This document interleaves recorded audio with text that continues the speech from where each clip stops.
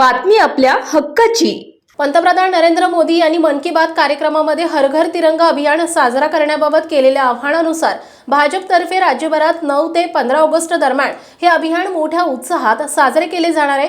9 ऑगस्टच्या क्रांती दिनापासून ते स्वातंत्र्य दिनापर्यंत प्रत्येक घर, दुकान आणि कार्यालयावर राष्ट्रध्वज लावण्याचं नियोजन करण्यात आलं असल्याची माहिती भाजपचे जिल्हाध्यक्ष चेतनसिंह केदार सावंत यांनी दिली आहे। भाजपचे राष्ट्रीय अध्यक्ष जगत प्रकाश नड्डा, उपमुख्यमंत्री देवेंद्र फडणवीस आणि प्रदेशाध्यक्ष चंद्रशेखर बावनकुळे यांच्या नेतृत्वाखाली या अभियानातील कार्यक्रमांचे आयोजन करण्यात आले। या कालावधीत जिल्ह्यातील प्रत्येक नागरिकांपर्यंत पोहोचून त्यांना त्यांच्या घरावर तिरंगा लावण्यासाठी प्रेरित करण्याचा संकल्प भाजपच्या वतीने करण्यात आलाय। देशप्रेमाचं वातावरण निर्माण होण्यासाठी, देशप्रेमाची भावना जागृत होण्यासाठी 9 ऑगस्टच्या क्रांती दिनापासून ते स्वातंत्र्य दिनापर्यंत प्रत्येक घर, दुकान आणि कार्यालयावर राष्ट्रध्वज लावण्याचे नियोजन करण्यात आलंय। अधिकाधिक लोकसहभागातून बूथ स्तरापर्यंतचे कार्यकर्ते जनजागृतीवर भर देणार आहेत। शाळा महाविद्यालयांशी संपर्क साधून ध्वजारोहणासाठी प्रोत्साहित केलं जाणार आहे।